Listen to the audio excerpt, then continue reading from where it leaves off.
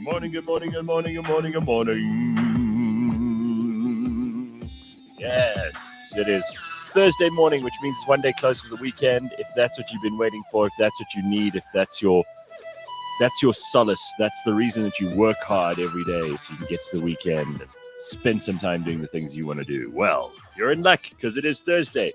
And being a Puzza Thursday, I've also got lots of stuff on the lineup for you this morning. We've got a great burning platform heading your way later on. I can say it's great ahead of time because I know there's going to be argument. There's going to be big topics discussed. We're going to talk a little bit about where the world is headed. Pumi says the world's actually on fire this morning. And she is, of course, here this Thursday morning, as she is every Thursday morning. Pumi Mashiho. It's good to see you, Pums. And have you not seen the pictures out of London? I know. So Pumi's actually sporting her Naomi Campbell hairstyle this morning to celebrate the fact that there are heat waves going on in Europe. Everyone's hot, like Naomi used to be in the 90s. So, how are you, Pums? What's happening? Everything's happening. It's Thursday morning. You know what the greatest thing about today is? Yeah. As y'all can see, I'm back in my own environment.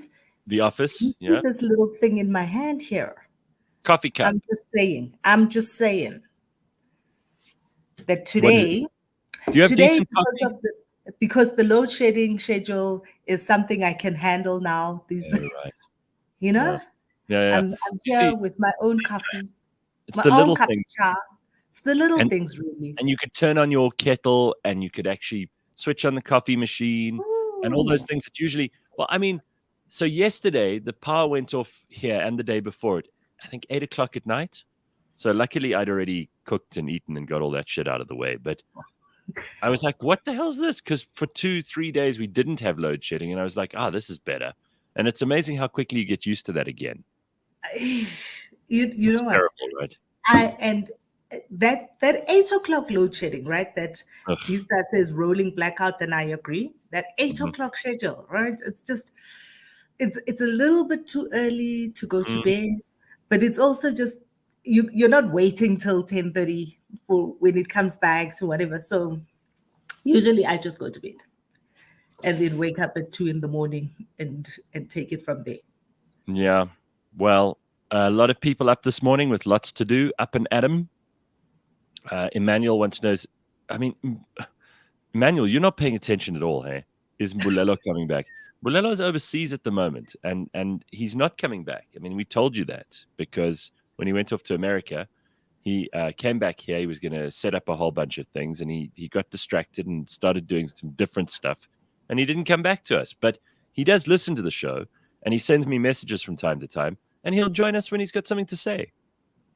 So we'll get him back. But I mean, you got to move on. It's like people who still ask me, like, when's Mabale coming back? Or Bulelo is a vagabond. He's out there. Right. Or when are you going back on radio? I mean, someone said to me the other day in the shop, like, I remember you from radio. And I mean, it didn't really sound like that, but it's funnier if I say that. I'm like, oh, thank you very much. So she goes, when are you going to go back on radio and on FM? It's much easier to listen to you on FM. I thought, shame. Oh. It's just, I 5 years ago, I still explained to people, I'm like, well, let me show you on your phone. Now I just go. It's not. Radio's. Meet me halfway, We've all moved on. We've all moved on. Bongi wants to know, I was wondering this. Is Bakabantu like from Oudtshoorn? Where's he from? Is he he's from Craddock. And I think his family live in Craddock, but his mum works in Grahamstown, Makado. So that's where he is. Makanda. That's where he is at the moment. So, and he's got terrible load shedding there, and he can only join us some mornings, and then his sound is bad, so he has to switch off the camera. It's a nightmare. It's an absolute nightmare. So when I saw that story that I sent to Dory about the guy from Oudtshoorn. Yeah. Did you see that? The guy from Oudtshoorn who told everybody in his community that he's going to a pageant in Pretoria, and everybody collected money for him, and and gave him the money for his Yeah. pageant, whatever. And then he never did go to the pageant. Like, I don't know what he did with the money. But then it didn't stop there. His lies snowballed. I love this. Because this is what lies do. This is what lies do. They catch up with you. Right. And his lies snowballed and snowballed, and he had to make himself a little sash. So they told people, So you can imagine that he actually went all the way to Pretoria, and he actually placed. It was a pageant that he was Mr. something, Mr. Unity. So he just wanted a free trip to Pretoria, right? And he I got don't people even think he went to Pretoria. So what's the difference between raising money for a stupid pageant or starting a GoFundMe so you can go to Pretoria for a visit? Well, going to Pretoria, telling people you're going to Pretoria for a visit and kind of pretending there's a noble cause to which you are going to Pretoria. Right. It's different. And now Shame. he's been caught out in his lie. Poor boy. He's been caught out in his lie. But he made the best part of this is that he made a fake crown and a fake sash. Like that's what so he wanted to prove to them that he hadn't abused their money. Do you even know how much money it was? I don't know. So he basically made this really crappy like sash that he'd written, Mr. whatever. Mr. Unity. Yeah. Yeah. Got himself a little, I don't think he got a crown, but he got the sash. Because I don't think you see, and here's the thing. This is also the thing where you know that his lie kind of just was snowballing out of control. It's probably people like, hey, how was that trip to Pretoria? So how did he has no pictures from the pageant. Also, when it's those men's like Mr. South Africa or all that stuff, they actually don't make sashes. They make this like scarf type thing. That goes on. The sash is for the girls, like like I don't watch pageants because they're stupid as hell. So I don't really know what's going on there.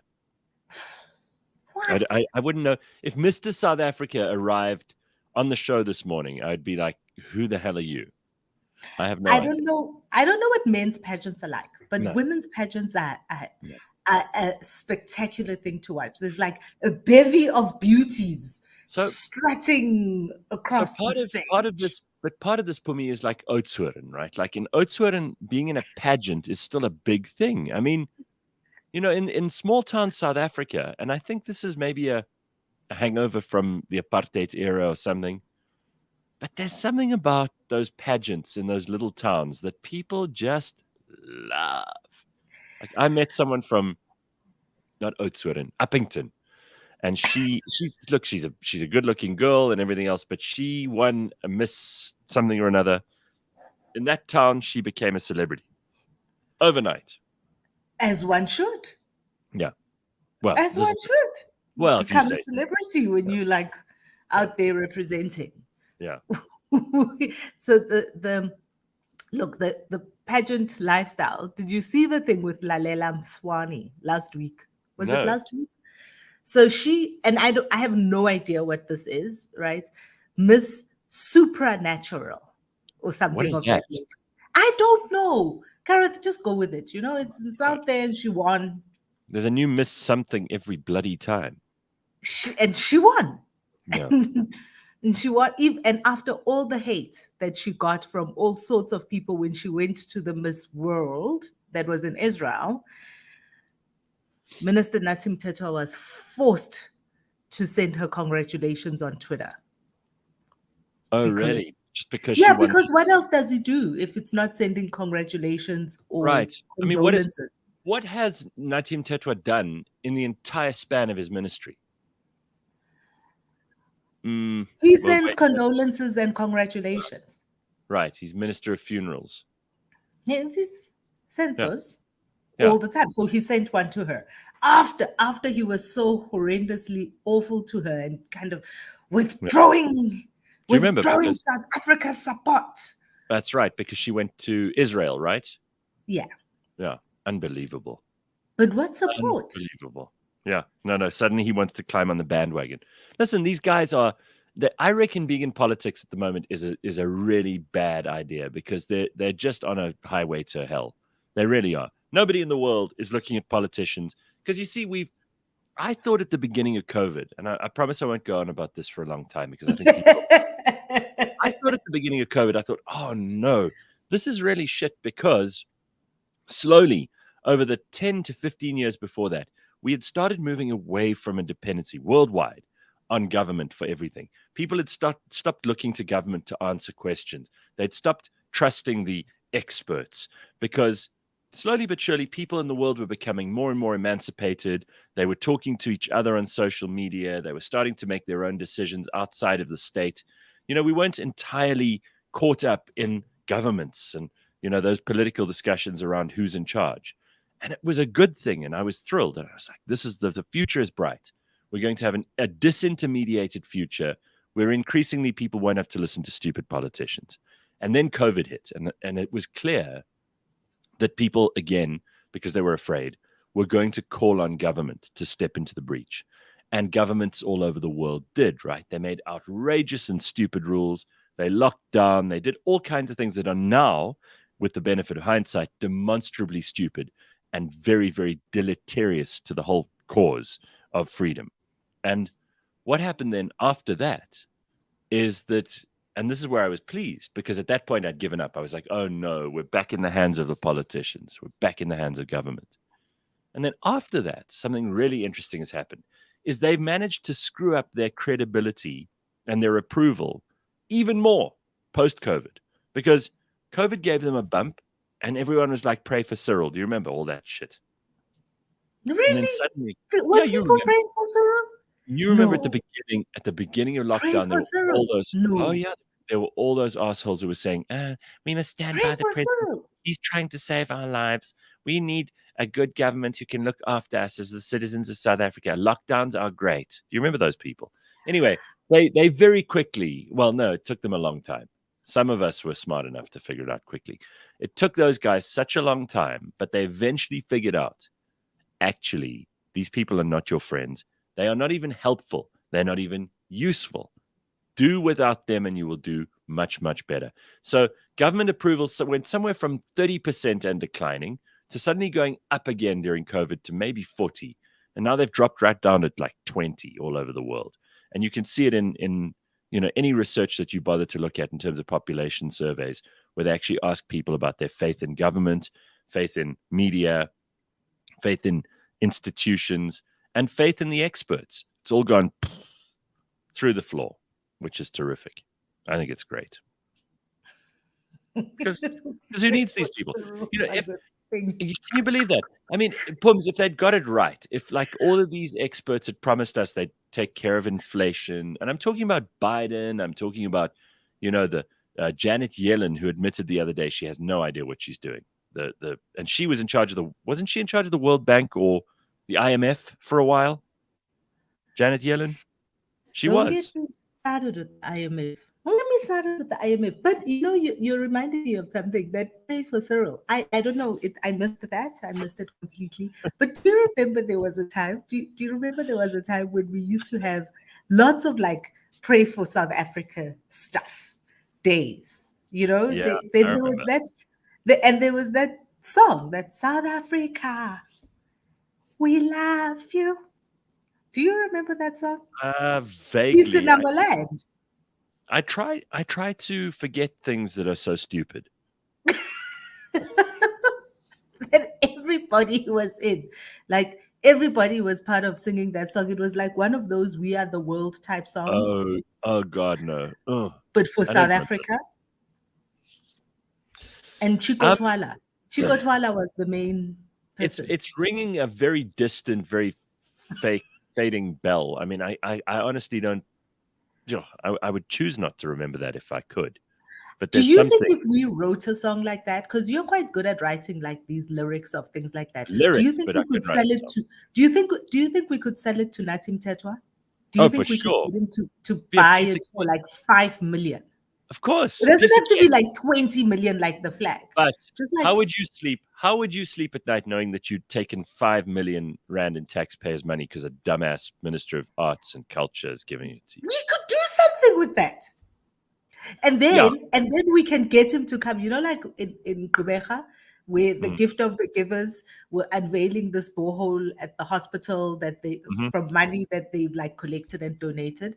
And then the minister, I think he's the minister of sanitation or whatever, and shows up at the like, here's a borehole donated, paid for He just pictures by up donations and put in place by an NGO, something that if he was doing his job wouldn't be necessary. And then he just shows up for the ribbon cutting. So he had the temerity to just pitch up for the ribbon cutting as if it was his work. Imagine the goal. Wow. I do not understand how people can do that with, you have to hide like a rhino to think that that's okay. Unbelievable. All right, so listen, I've got a few things I wanted to talk to you about this morning. And before we get to the burning platform, because there's so much on my mind. All right, so first of all, I saw this horrible story in the news on Tuesday about how they are really concerned because there's been a further drop in the kids who are taking maths and science at school. In fact, in the Western Cape, there are a bunch of schools now that have announced they're not even going to offer maths and science for grade 10 to matric because people are just not interested in taking the subjects. They've heard it's difficult, so they choose not to do them, and then they do other subjects instead. I mean, this is really, really scary because I thought maths and science were compulsory up to a certain age. They are. What's the story there? So maths and what do they call it now? Life science. I think life science is like biology. But there is anyway, up until grade 7, these have a level of being compulsory. And then grade 8 and 9 as well. But in grade 10, remember, like we could choose in grade 10, you get to grade 10 and you decide what you want to do. But I don't remember being allowed to drop maths. And it's a bad idea. I remember my parents wouldn't let me drop maths because I was shitty at maths for the first year and a half, 2 years of high school. I'd totally given up. And my averages were somewhere around 55, 56%. And it carried on like that. But my parents would not let me drop to, because remember in our day we had standard grade and then higher grade. And I wanted to drop my maths down to standard grade because it would be much easier. It's kind of like what they do with maths lit now, as opposed to maths. So there is still there is still standard grade. Maths lit is something completely different. Maths lit is My mother and father said to me, if you drop down to standard grade, you can forget about it. You can go and live in the garden. You can build a shelter for yourself, and you are not going to come into the house, and we're not going to feed you. You want to do standard grade maths? Go and get it done right now. I did do standard grade maths. Well, they wouldn't let me do it. So I pushed through, Pumi, and eventually someone took the trouble of explaining this stuff to me, like in my second last year of school. And I suddenly if you get a good teacher, it makes a difference. So that's that right there. That's the magic, right? So the magic is you have to find, we need more maths and science teachers who like maths and science and who know how to do. I went to a graduation celebration on Monday evening for a guy whose doctorate is in psychology with a maths major. And his whole thing is about how to teach maths in senior secondary school for understanding, so how to make maths, and it's about reasoning, mathematical reasoning for high school learners. I was like, damn, the guy's got a doctorate. It's like, anyway, but this guy's passion for maths, and he is currently leading a project that, funny enough, Muzi set the task for them, set the challenge for them to say, really? Yeah. So they are writing a maths textbook in Setswana, which is going to be one of the first in South Africa. Setswana high Excellent. school textbook in maths.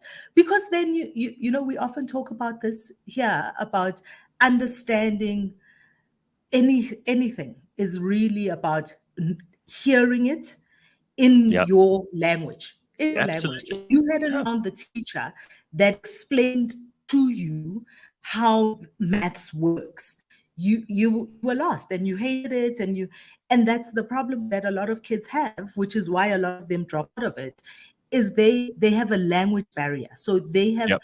a problem understanding the concepts as well as the language, because the way that the concepts are described Yeah. is in a language that they cannot Well, understand. So that's Afrikaans absolutely kids right. learn maths in Afrikaans.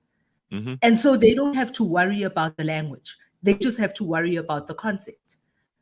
Well, that makes a lot of sense. Also, I mean, Cadbury's are doing this really interesting campaign at the moment. They're trying to promote literacy. So they are helping people who don't read and who haven't got books to hear stories. Well, actually, to read them in this case.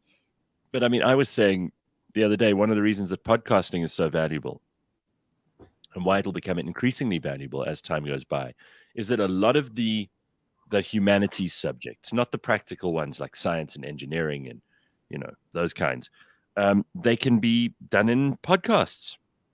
You don't need to go to an expensive university to learn Mm. English literature or Setswana literature or anything else. You can do that stuff by listening.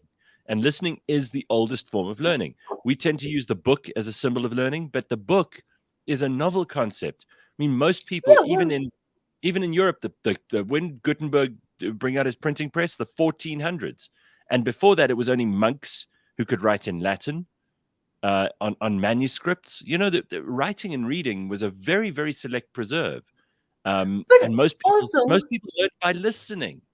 so think about it, right? Babies and children are natural learners. That's what hmm they do all the time. Right? Yeah.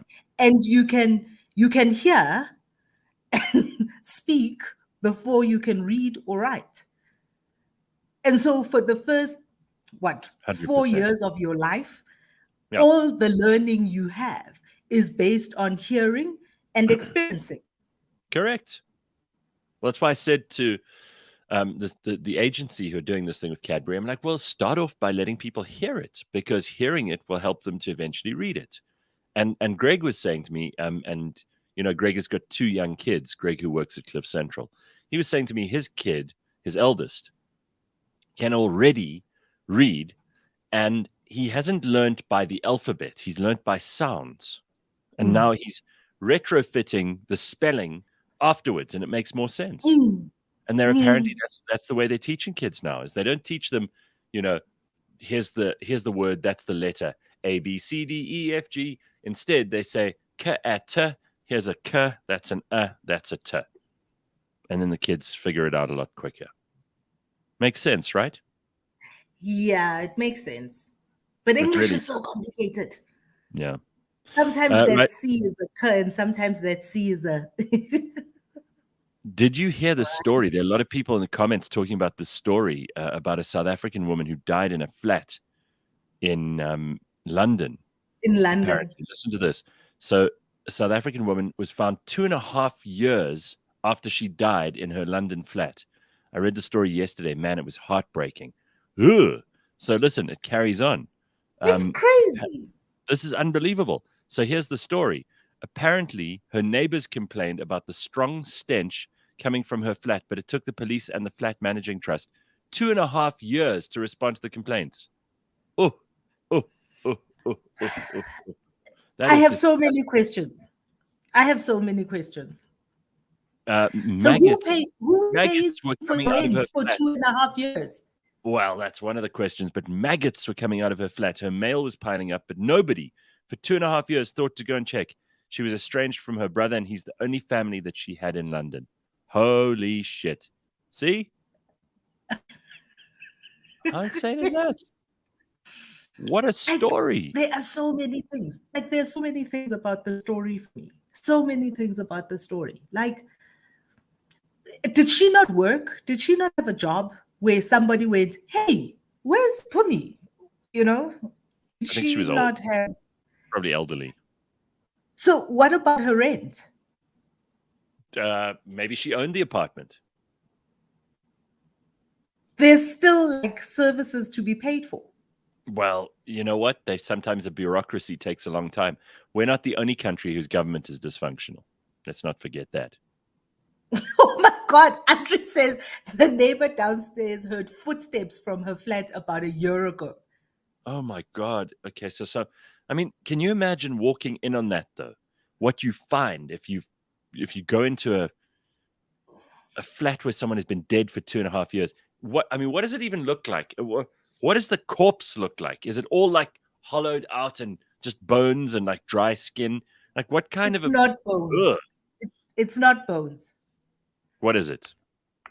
Like built on. I'm just Googling how long does it take for a corpse to completely decompose. Oh my God, this is an important one to Google. I looked up something this morning when I woke up. Do you remember when people used to sign letters on behalf of someone else? They'd put PP before their signature. Do you know what that stands for? No. Per procurationem. Oh. It's Latin for, so a procurator is like it's like an agent. So it's a shorthand for proxy. Per procurationem. So now you know. PP. Okay, so here's the skeletization, right? Oh my God! All right, here we go. Stages of human decomposition. So this one says it usually requires 3 weeks to several years for a body to completely decompose into a skeleton, depending on factors such as temperature, humidity, presence of insects, and submergence in a substrate such as water, right? Oh my God. So this one is like stages of human decomposition. Self-digestion begins immediately after death. Oh my God. Rigor mortis causes muscles stiffening. Stage 2, bloating. Leaked enzymes from the first stage begin producing gases, and due to the gases, the human body can double in size, giving it a bloated look. Disgusting. Good Lord. So gross. So how long? So 1 month the body starts to liquefy, it says here. Ew. So, yeah, but it takes several years. So I don't think it would have later. Like 2.5 years. She must have been pretty dry by then. Yeah. I think she would have wizened and dried out and become like parchment. But I wonder how long the smell lasted, because like you smell, a sense of smell is an accommodating sense, right? So if you walk into a room with a funny smell, after a couple of minutes you don't smell it anymore. It doesn't mean the smell is gone. It just means that your body has, your brain has compensated for it. Right. So I wonder how long it was smelling. Like, what were the neighbors smelling for? For how long were they smelling this thing? It's just so revolting. And the whole thing is just, it's so gross. I don't want to think about it too much, but imagine 2.5 years and nobody noticed. I mean, that is really, when people are crying out for help and they go, oh, no one would notice if I went away. Well, 2.5 years, no one noticed this woman went away. You have nothing on her. You see, Bronwyn now says fear of living on our own. And I agreed, you have to.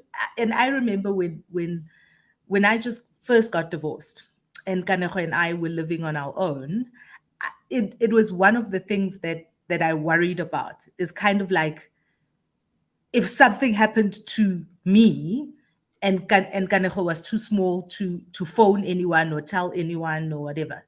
So then I created a connection, right? So people that you call every day just to check in, so that people know if I haven't heard from this person.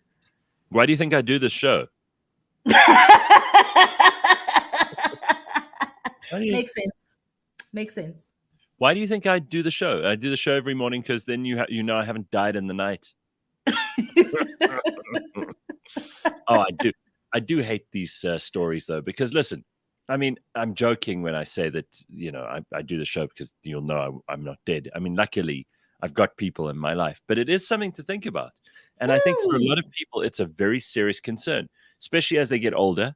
They're like, well, if you haven't heard from anybody, if nobody has phoned you or messaged you or spoken to you in 2 days, 3 days, when do you start thinking, oh my God, nobody cares?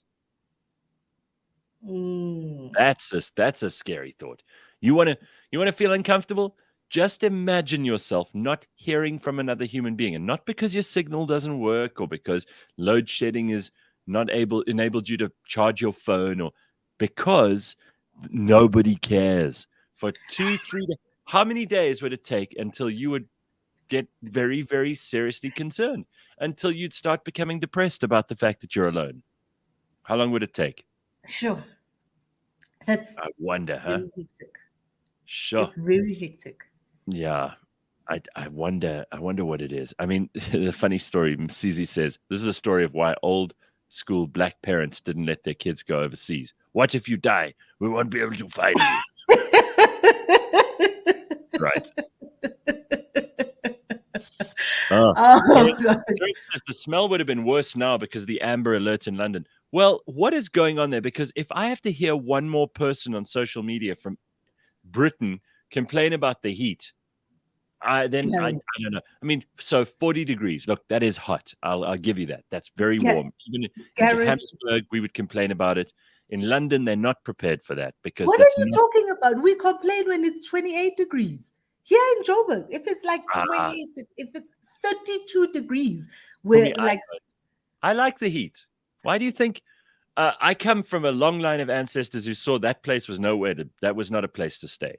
I mean, they couldn't have predicted global warming, right? But they were like, let's get the hell out of here. Let's get to South Africa. For 6 generations or more, I've had ancestors living in Africa and in the African sun. We like it hot. We don't like it cold. I don't want to be in the cold northern hemisphere during winter.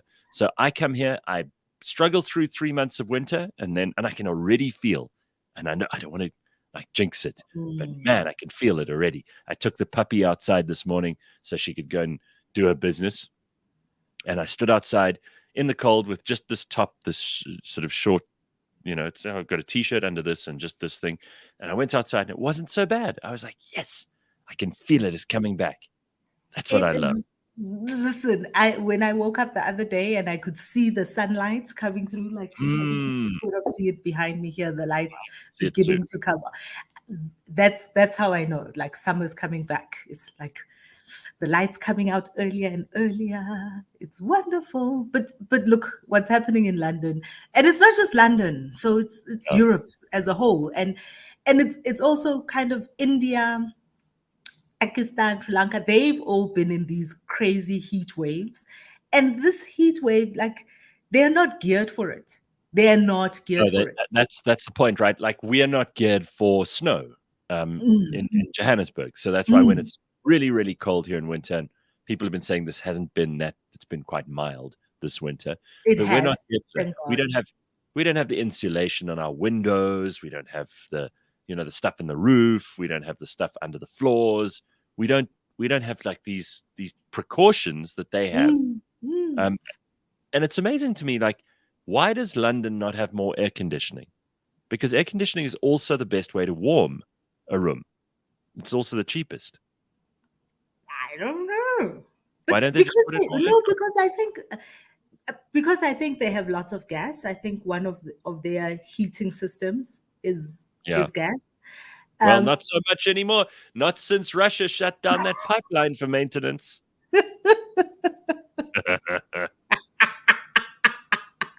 Right? Listen. Not so much.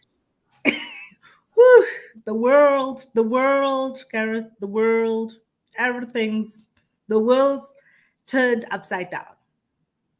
That's what it is. Well, they're completely unprepared for this heat, and it's driving them all crazy. It's all they can talk about. So there we go. Can you Michael says, those poor bastards this side are melting. Ha ha ha.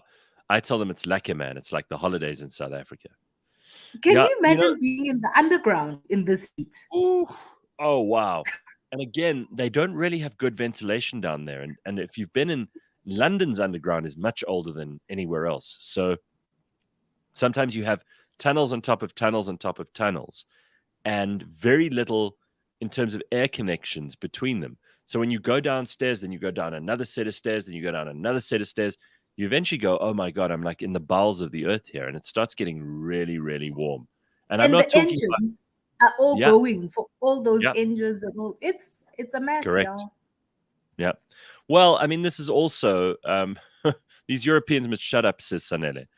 They love going to Dubai where it's 120 degrees so much, but they can't stand their own heat. Let them fry. Snaye says, I must say it's impressive how they've responded to the heat and are protecting their infrastructure.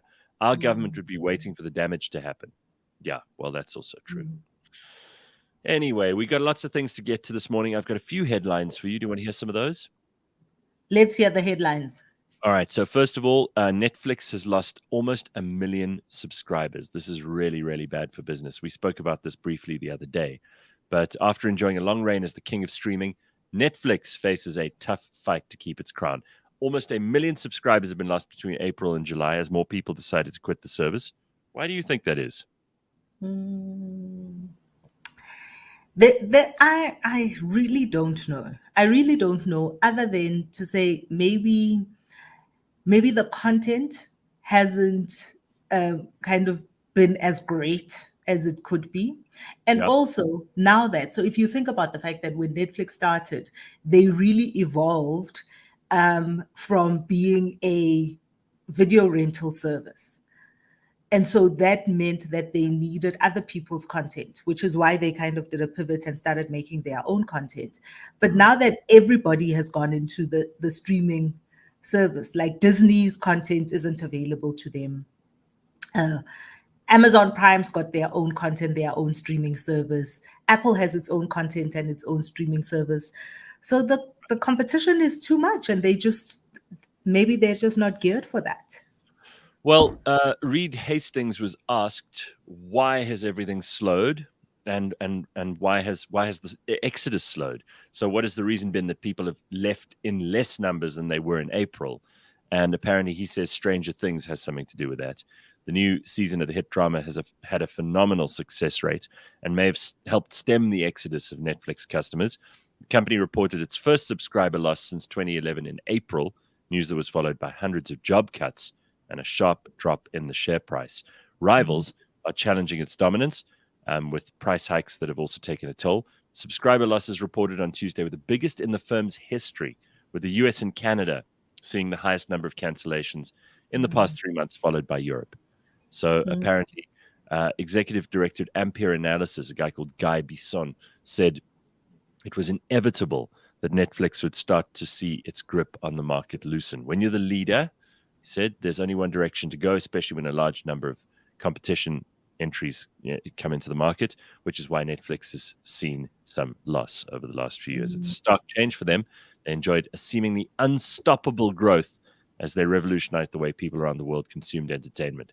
So, and I think that affordability is also a thing, right? Well, we are not the only ones in South Africa seeing like inflation and the tightening of belts. So that also has a thing to do with it. Is if people have to make some sacrifices, those are some of the places where they will sacrifice. But if you look at a graph of Netflix's growth between 2015 and 2022, they've actually provided us with quite an interesting look at what the major contributors to their success have been. And this is actually from Netflix. So I'm going to put this little graph up here so you can see what I'm talking about.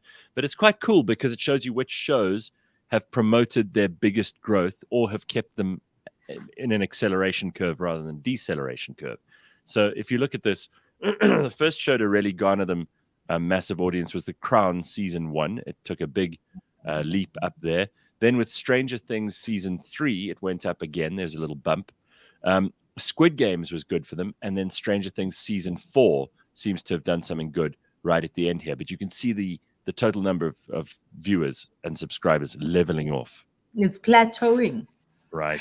But they've got a whole bunch of like African content, particularly South African content coming up. They've got their first Afrikaans show coming out in August, I think, and it's got what's that guy from The Mummy? What Vosloo? Is it Vosloo? Arnold Vosloo, yeah. Arnold Vosloo. It's got that guy. Okay. They've got a whole lot of content, local content coming out now, end of July. Huh. And so, I mean, they're trying. The thing, though, about creating content, and this is what the studios have known for a very, very long time, is it's a hell of an expensive game. You have to, just if you watch that Stranger Things, if you watch that Stranger Things 4, and look at how much money has been spent in putting that thing together, it's like, it's crazy. You have to spend a lot of money. In other news, because Netflix isn't the only thing going on, resignations, dismissals, and suspensions as PRASA has nabbed staff linked to dodgy contracts. I don't know if you've heard about this story, but it seems to be an ongoing saga. PRASA, which has been pretty much a mess from day one, and I don't think it's unkind to say that, being reported on News 24 this morning that they are having massive resignations. People are being dismissed. There are suspensions taking place, and PRASA staff are extremely nervous because all of this is falling apart around them.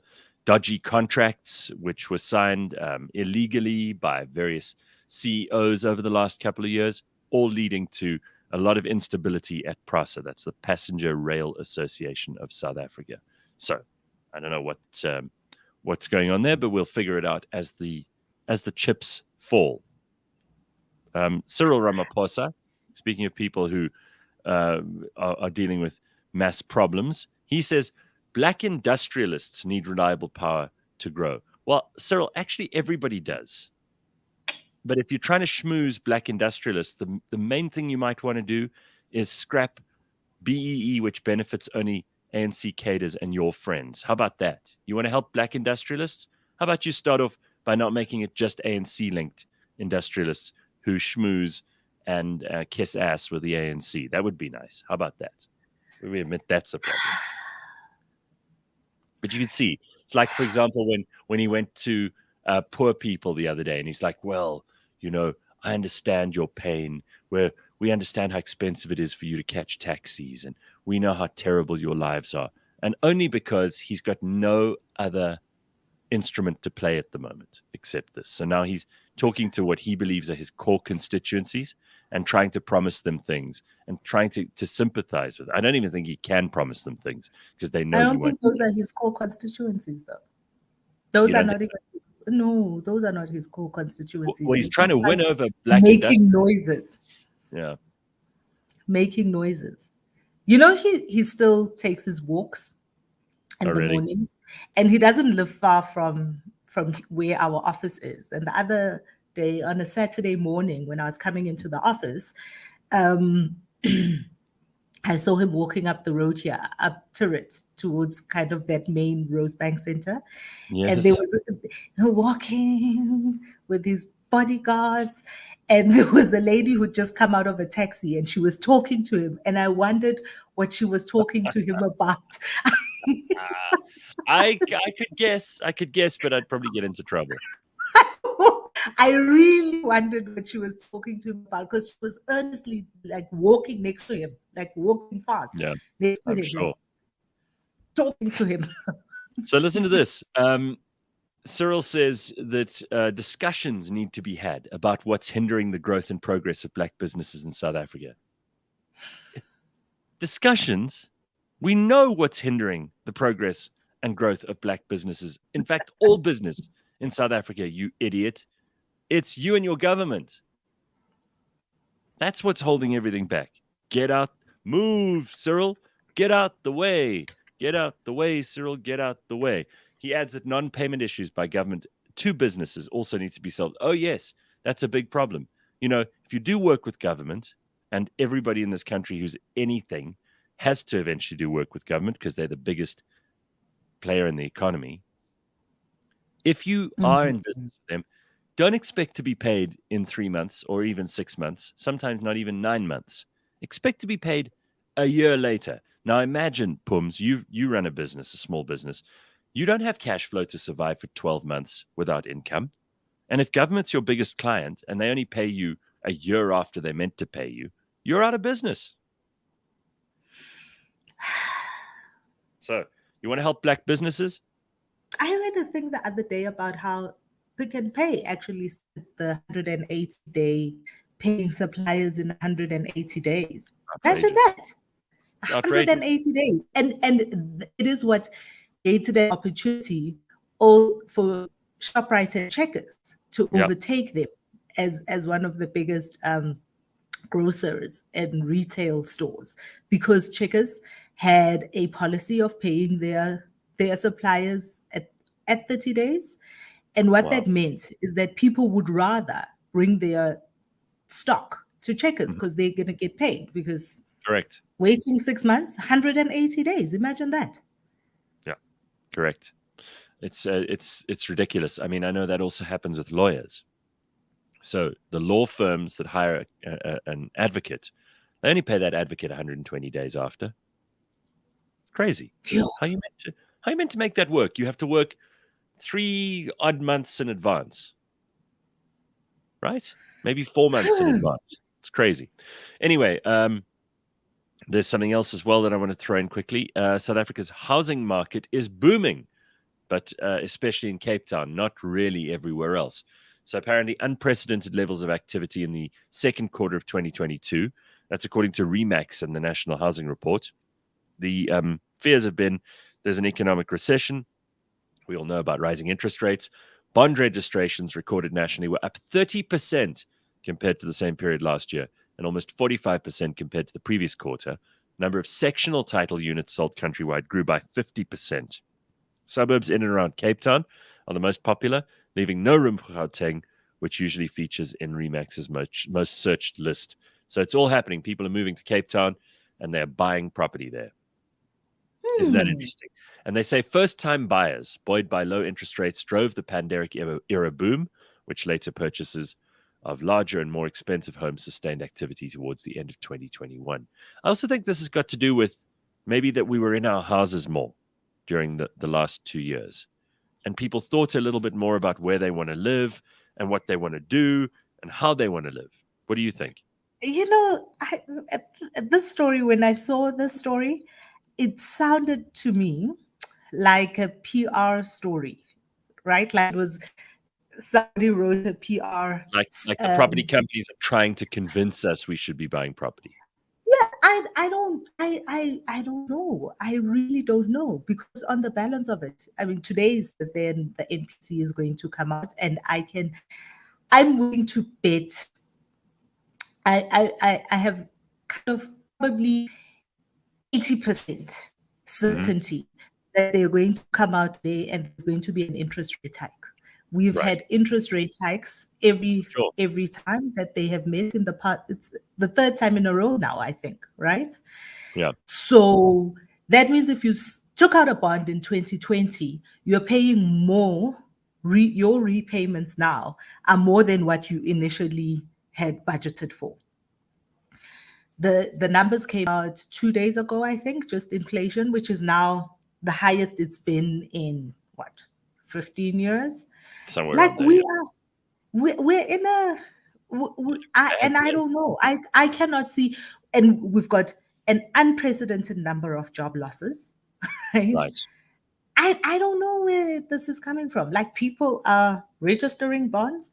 Could this be bonds that are, late? Maybe they didn't get registered as much as they should have been during the COVID lockdowns because everybody was working half time. I don't know. But it sounded like a PR exercise that hasn't been interrogated enough. Well, Yonda says it's not that it's booming. Since lockdown, there has been a huge number of people who are selling. Almost each street is a big number for a sale. I just sold as well. Maybe that's it. I mean, that could be part of the problem. Is that people are selling, and then people are picking up these properties cheap. I'm not so sure. I mean, I think don't I think you could be onto something with the fact that this might be a PR story that it comes from Remax, which is a property company. So maybe they're trying to Yeah. convince people that this is a good time to buy. I don't Create know. a bit of FOMO Yeah, in the absolutely. market. So people are buying. Yeah. So you feel like you might miss out, so you go out and you also join that craziness. So I saw, interestingly enough, talking about that heat wave in the UK earlier, I saw a bunch of people went to the union buildings to protest climate change, but it was like 20 people. It wasn't a big crowd at all.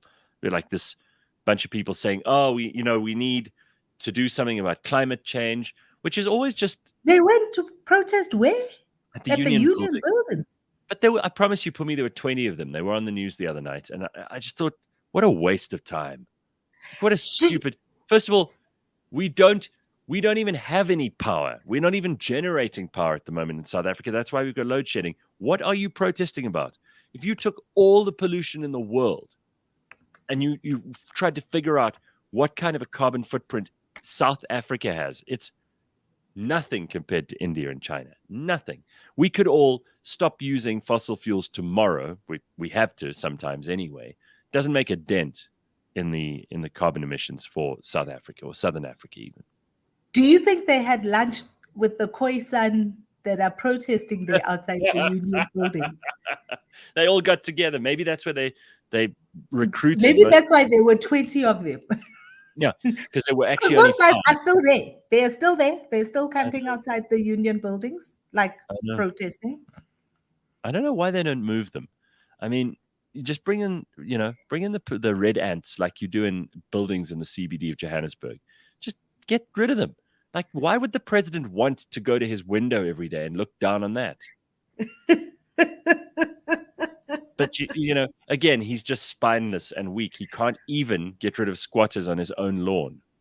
So what do we expect him to do for us? Honestly, it's just a show of weakness, isn't it? I mean, it's so pathetic. And I kind of feel for the Khoisan people who are there because they've been putting up this protest for a long time. But they're so ensconced now. 2017, hey? They're so ensconced now. They like use the same tap every day, It's unbelievable. So here's an interesting thing.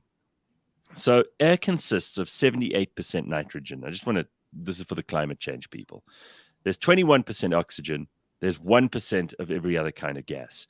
Of that, 1% of trace gases, 0.038% is carbon dioxide.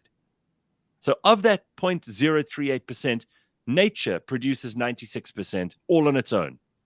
Human influence is 4% of 0.038%. So that means that 0.00152% of human CO2 contribution is, according to these people, the cause of global warming. That does not sound right to me, and I'm not a genius at maths, but anyone could figure that that's bullshit. What do you think? It's fashionable outrage. I think it's fashionable outrage. I think South Africa has lots and lots of problems. And if we are going to protest or make a noise or bring attention to any kind of climate-based problems in South Africa, we really should worry about desertification. Is that the right word? Right. Got it right. Yes, right, because we are a water scarce country. We're a water scarce country, and all over Africa, deserts are growing. And with our, with our population kind of exploding the way that it has, that's our problem. Is how do we avert having a situation like Gqeberha all over the country? How do we create more opportunity and also, opportunity to conserve water, use water more wisely? And that's our problem. I don't know if CO2 is our problem. No, not sure. It's definitely not our problem, but these 20 people, they tried to put up a show at the union buildings, and then I think someone came down and received their memorandum, because, that's what people do, and then they buggered off. That was the last we saw them. So at least now that there's someone... Moshe brings up a really cool thing in the comments, and I wanted to talk about it last week. Did you see the thing about the Khoisan getting rooibos money? 100%. Did you see the thing about the Khoisan getting rooibos money? No, no, tell me. Hi, Buena Gareth. Tell me. So the rooibos industry, I'm not sure what that actually means, or right, is now having to pay something like 1.5% of their profits made from the industry over to the Khoisan as the owners, the knowledge owners around rooibos. So it's kind of like, in mining communities, the mining community. Let me look. But Roy, you don't know this about rooibos money? No, I have no idea. This is novel. This is something I haven't heard before. They've got rooibos money, and what, they didn't invent rooibos tea, wasn't that old Afrikaans? The Khoi and San people were recognized as the rightful traditional knowledge holders of rooibos. Yeah, well, they and never the turned it rooibos into industry has paid out 12 million rand to Khoi and San communities as part of an access and benefit sharing agreement signed in 2019. They got their first touch. Oh, good for them. I think but, that's terrific. But who do you think accepts that money? Whose bank account does that money go to? Please, it's never going to reach ordinary people in those tribes. Then there's some middleman who's going to pocket like 90% of it. You know that. I know that. Right? Like it was in the BBC. The article, it was like covered by the BBC and everything. Can I just show you one quick thing before we go to the burning platform? What is... Are you showing me Alice? No. What is Fikile Mbalula wearing on his head? Looks like a dead animal. Can we just start with that before we even go to the burning platform for today? What is that? What has he got on? He's talking about South Africa's rail network recovery program, but he's wearing what I suppose it's one of those Russian hats, but it looks like a dead animal of some kind. It's not good. So that's Fikile Mbalula looking ridiculous as usual. All right, when we come back, we've got a bumper episode of the burning platform for you this morning. We're going to be talking to Ernst Rutz, who's from AfriForum. He's someone who does not hold back on his opinions. He doesn't join us if he hasn't got something to say. I'm looking forward to hearing an update from him and all the things that he's been up to in the last while, what AfriForum are doing. Also, we'll talk a little bit about international politics, which I know is one of his favorite subjects. And we can get into all the other stuff. So I'm looking forward to hearing from you in the comments and from Ernst Rutz and Pumi in the burning platform, which is next. Stick around. cliffcentral.com. Lots of good stuff on the way. This week on the Auto Trader podcast. So we have a product on Auto Trader called Vehicle Check. Well, that's not it's not a physical inspection, right? It's a history check. It's a history check. So this is, and I think it's important to note that is something completely different. However, how does that work? So that looks at the vehicle's VIN data, and then whatever data is captured on about the car, yes, we try and gather. Catch us every Monday at 9 a.m. on YouTube and on autotrader.co.za.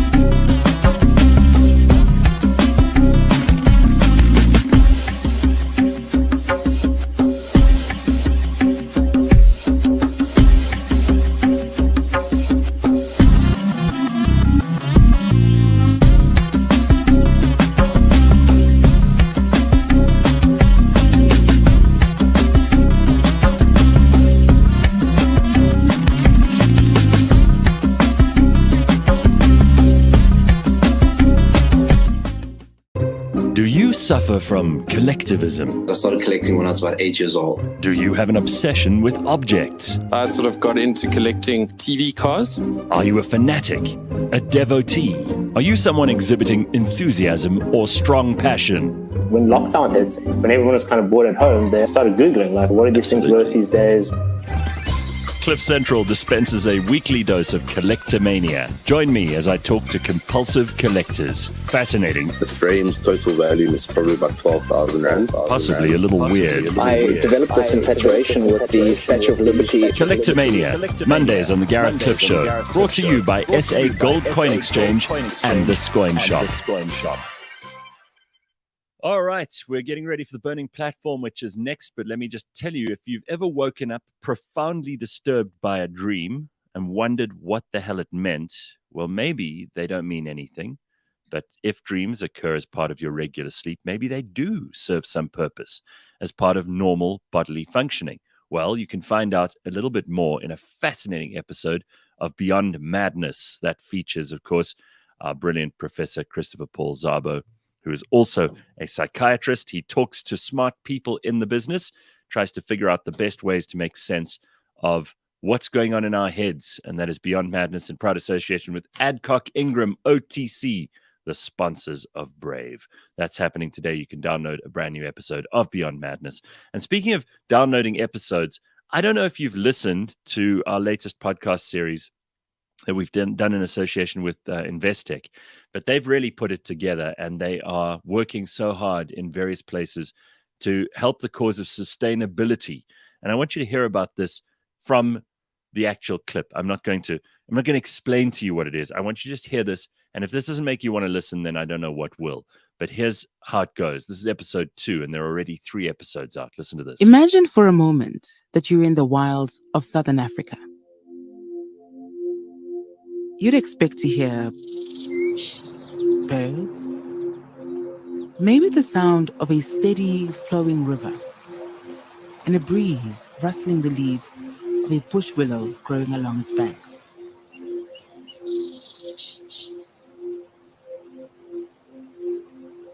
In a secluded area of Mpumalanga, South Africa, all these sounds can be found in abundance, along with some others you might have heard. Some you might not expect,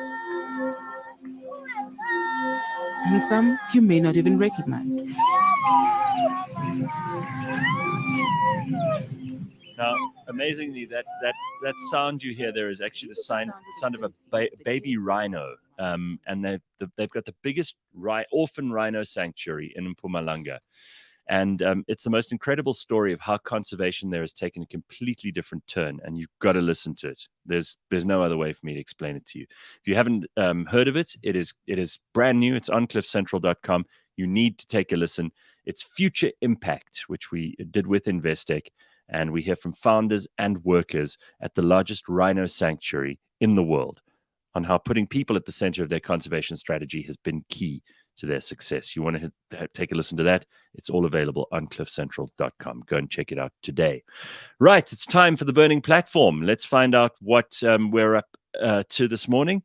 And first of all, my co-host ever, Phumi Mashego. It's good to see you, Phums.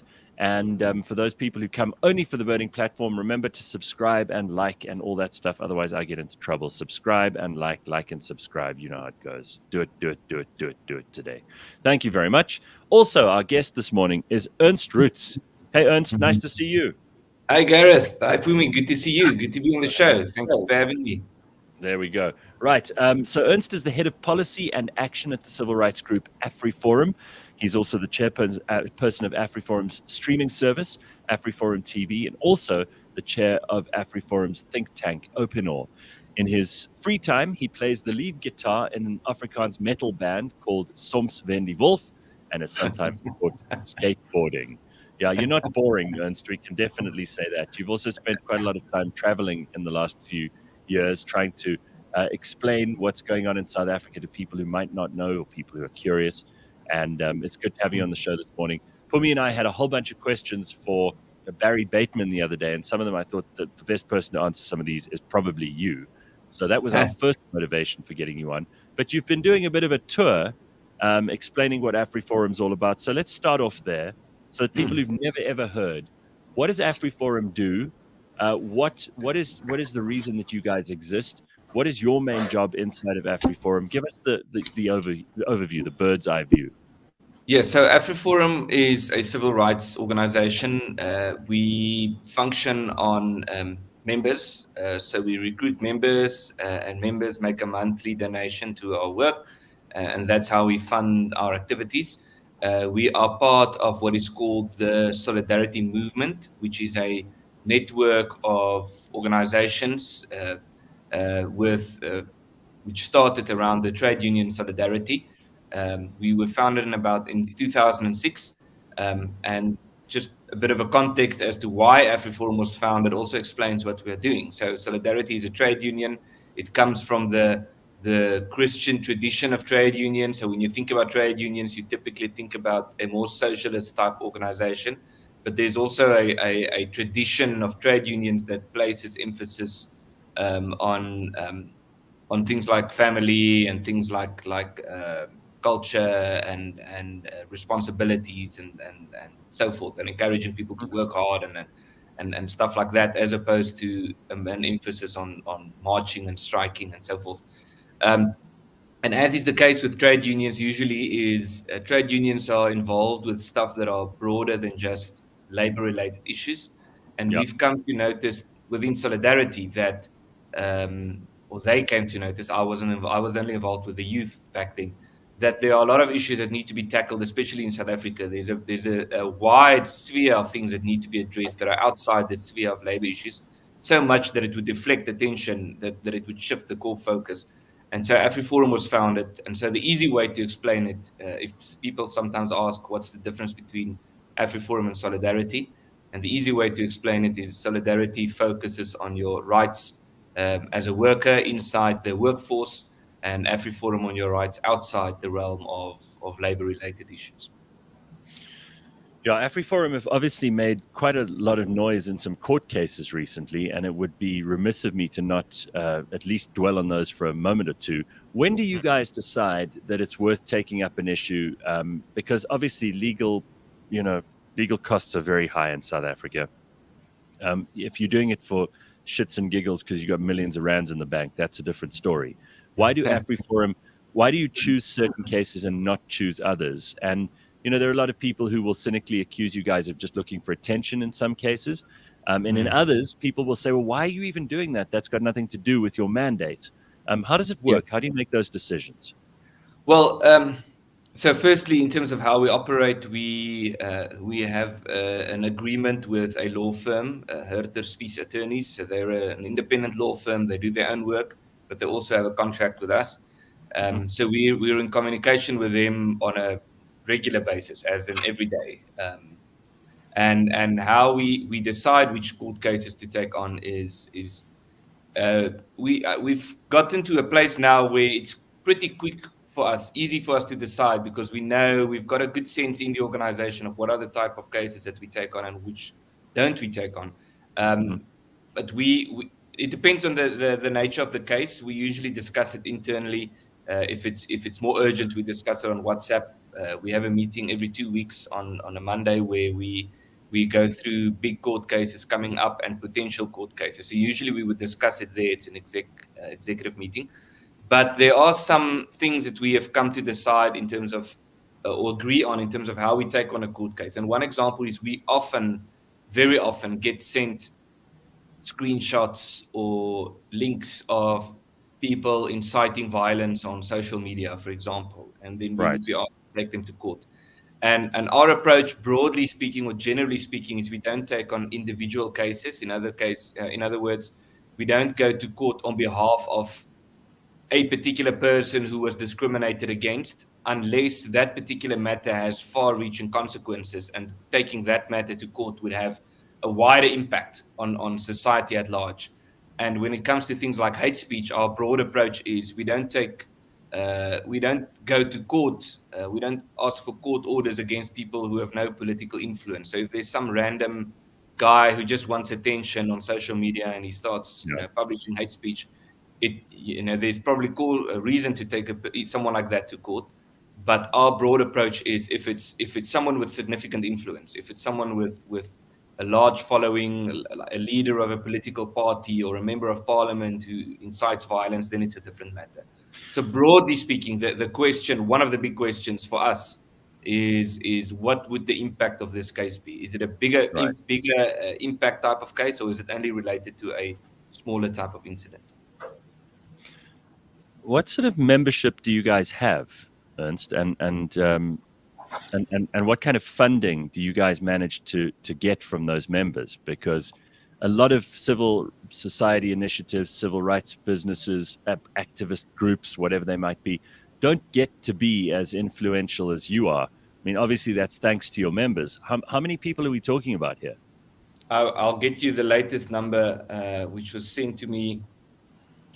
Here we go. Yesterday we had 304,459 members.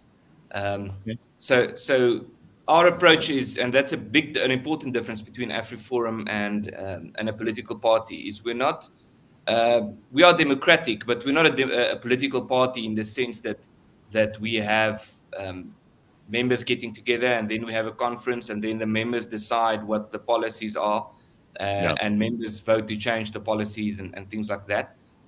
That's in theory how political parties work, even though in practice, not really. If the EFF votes to become a free market party, I'm sure that would not happen. So as an example, so our approach is different. We're a company. We're registered in terms of the Companies Act. We're an NGO, so it's a non-profit company. It used to be called a Section 21 company, which means that we don't have shareholders. We don't pay out dividends. You can't buy shares in AfriForum or anything like that. The money that we get, we don't pay out to someone else. We use that money in our operations. And our approach is we decide what our policies are. Obviously, there's communication throughout with our members, so it's important for us to stay in touch with our members. We do polls, we speak with them regularly, daily, and so forth. And with our members, we decide what our policy positions are, and we campaign on that. And our approach is, if you agree with what we are doing, you can join the organization. And it's worked out very, very well for us. We don't have any corporations, funding AfriForum. We haven't gotten any money from government ever, and we don't want to accept money from government. We've worked on particular projects where someone would say, well, we want to be a sponsor for this particular project. So that happens sometimes when we would have, let's say, a festival of some kind, and some local business would say, we want to sponsor this. So we do that. So we don't get zero money from other companies, but that's the exception. So, I mean, I'm just curious, like 300,000, a lot of people say that you guys are a very big player and you punch above your weight, but 300,000 by measure of the population is not a huge number of people. And it's true then to say that your influence is greater than your membership would portray. Pums, you must have some questions. I mean, we had quite a lot of overflow when we had Barry on the other day and stuff that you probably a better place to answer. So let's get straight into it. And then I do want us to look at some big international stories. I want to look at some of the big things happening in this country and hear your opinion on those too, Ernst and Pumi. Yeah. Pums, over to you. I love that you're defined as a civic organization. And I'm quite interested to know what the ideal looks like for AfriForum. What does the ideal look like when South Africa is working and there is no longer a need for civic organizations? What does that look like? Yeah, that's a good question. So we often say that if we succeed in our goals, then we would have to close AfriForum. So the ideal for an organization like us is that we want to close shop, that there's no need for us anymore, which obviously is idealistic, but it's something that you can work for.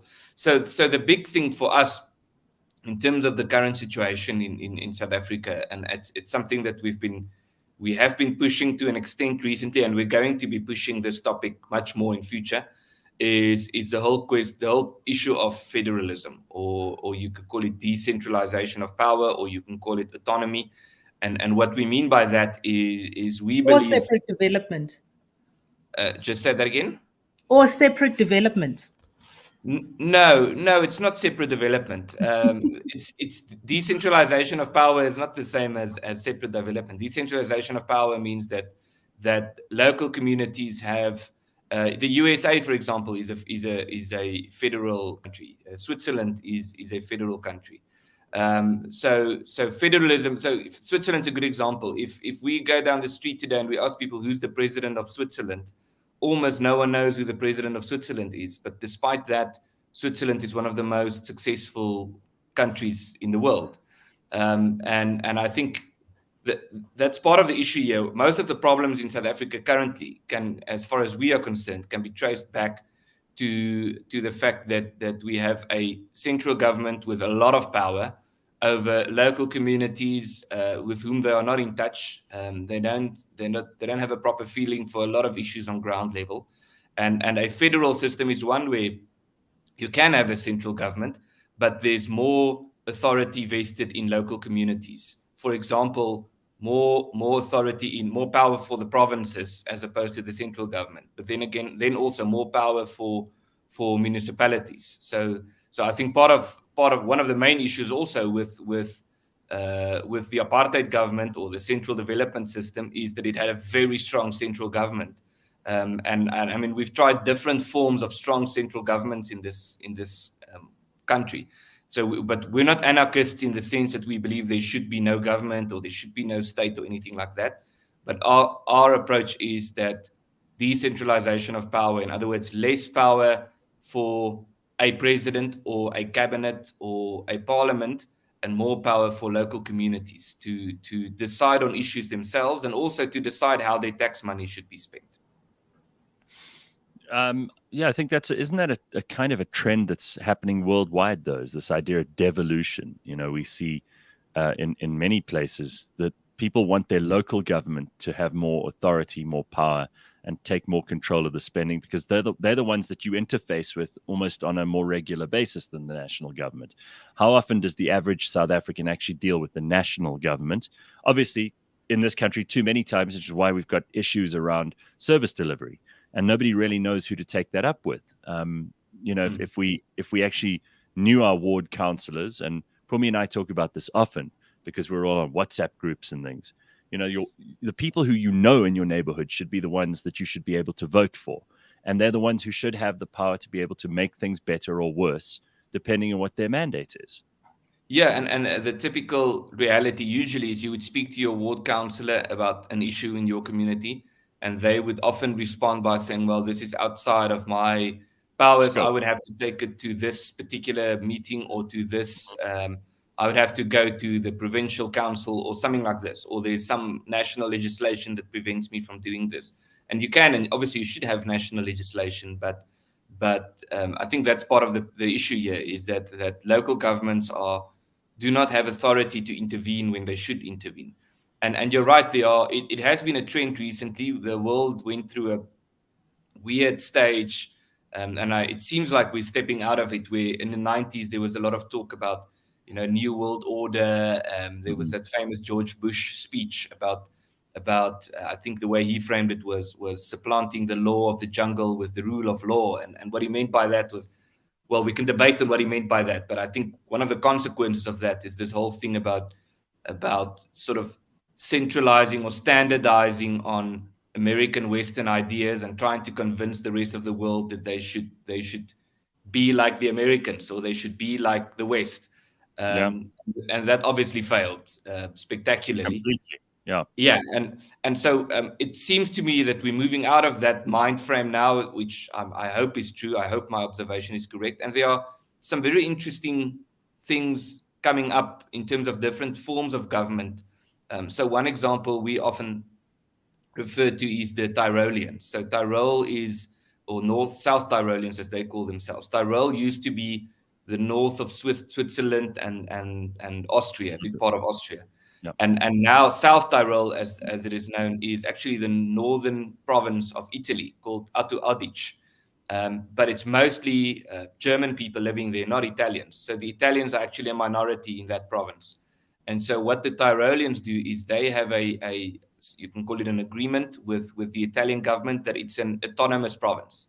And what that means is that particular province has because it's not entirely the same as the rest of Italy, it has different views and a different culture. Ernst, I mean, this is where Pumi has a point about how it does tend to sound like, I mean, coming from your point of view at AfriForum, and this is what you guys get a lot of criticism for, is your interests are fairly narrow because this is a fair criticism if you ask me, because you're representing your members, and your members are largely Afrikaans speaking, and self-determination is only a few steps away from kind of the idea that you should be a separate entity entirely from the national government. I mean, we've seen people compare what you guys do to what they've tried to do in Oranje, for example. And while that's good or bad, and that's open to interpretation, there is this idea that, well, obviously AfriForum are going to take the view that, you know, a small community of people who are culturally similar and homogenous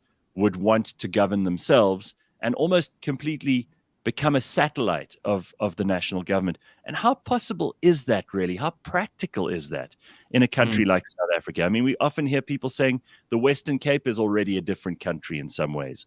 Is there something wrong with the way we think? Is there something wrong with the way that they think? What's the line here? Because it seems a bit blurry, right, Pums?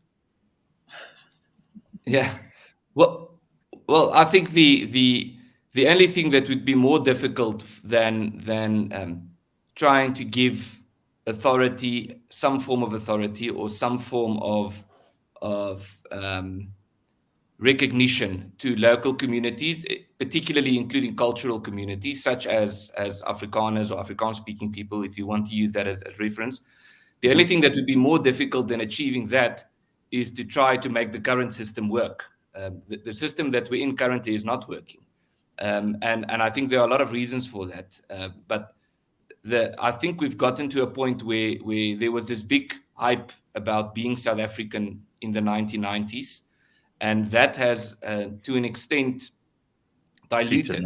The whole thing about... You could see it. I mean, the amount of fuss made of Mandela Day on Monday was it was like a whimper. It wasn't like it used to be before. And he used to be the central figure around which we built our national identity.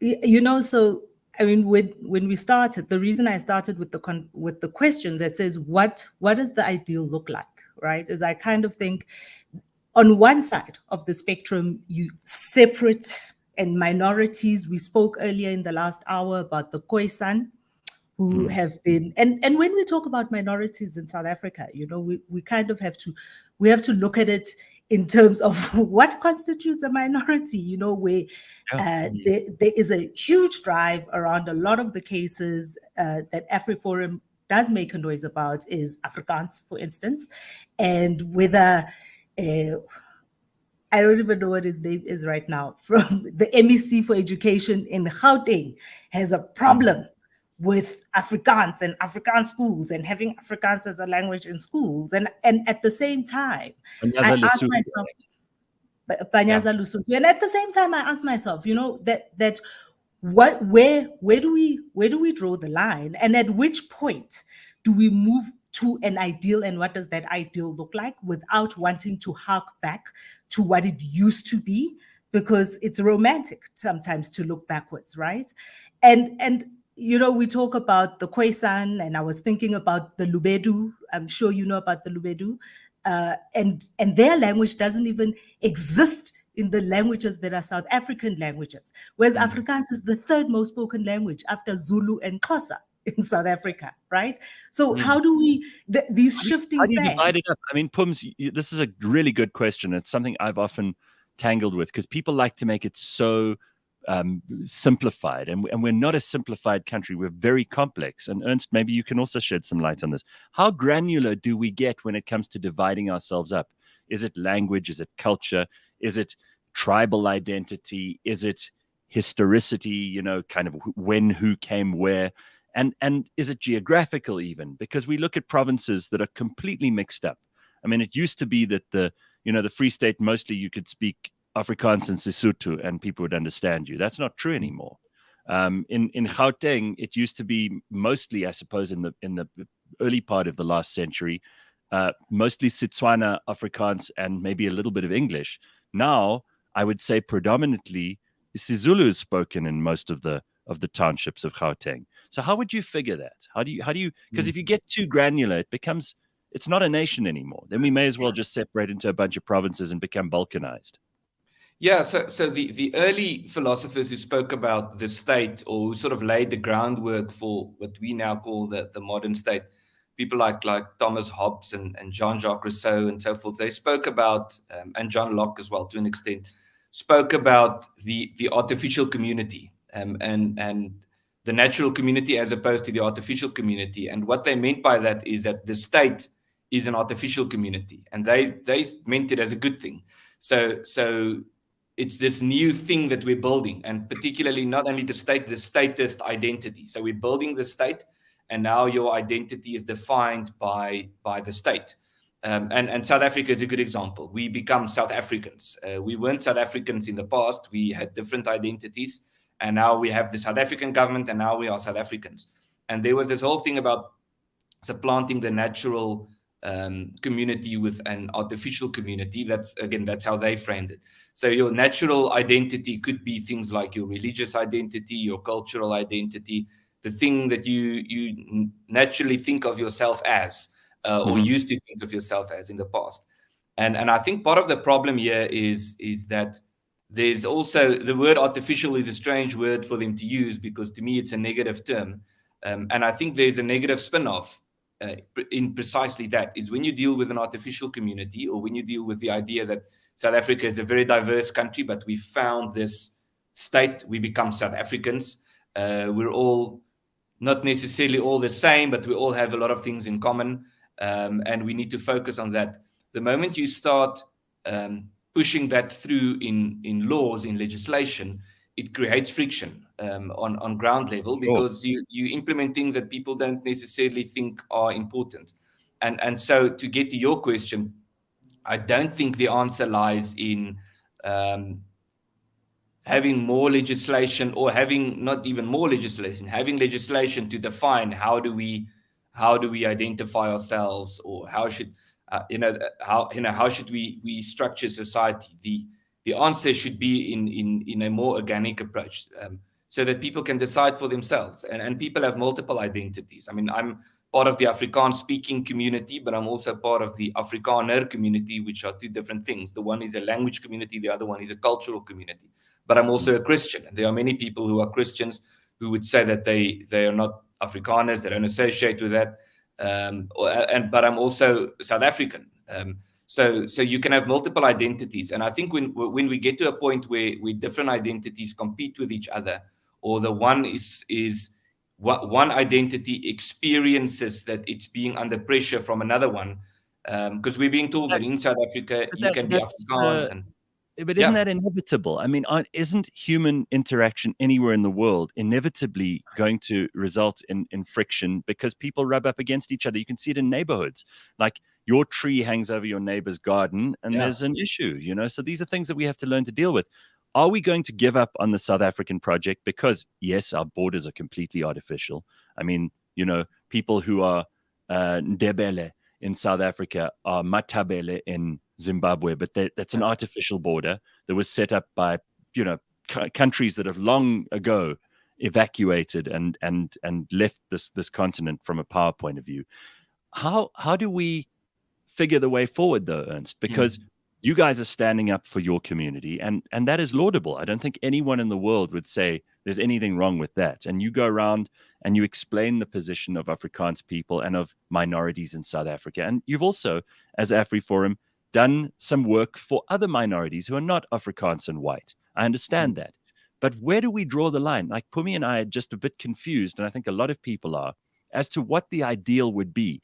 Is it a totally devolved state where it's all so granular that people really just form little enclaves, and those enclaves don't have anything to do with each other? And it's almost like an anarchic system where local authorities are, it's almost tribal. I mean, like, that's kind of the ultimate extreme on the one side. And the other one is, we have this big central government. We're told what South Africa is, and we all just have to fit in or fuck off. I mean, which one is it? Yeah, that's a good point. So firstly, my reference to pressure and friction is not that we should try to have a system where there's no friction. Friction is also a good thing, but the concern is this links back to the point about federalism in the beginning. Is you have a degree of friction in society which is normal, and you have contradicting opinions and contradicting, you can even call it identities, or things that sprout from different identities that contradict each other. But the problem is now when you have a strong central government that decides on behalf of society as a whole what is right and what is wrong, and then captures that in legislation. And that's I don't think, I mean, we are Democrats and we're very much in favor of democracy, but we need to remember there's a difference between democracy is not just simply everyone can vote. Democracy is much more than that. Democracy is we often say the test of whether democracy is a well-functioning democracy is more than just do people have rights and can people vote. The test is also, do minority communities who are not sufficiently represented or properly represented in parliament, or do not have political authority or power, rather, do they also feel that they are protected? And I think, and I'm not just speaking for about Afrikaners, I think minority communities in general in South Africa feel that they're not protected.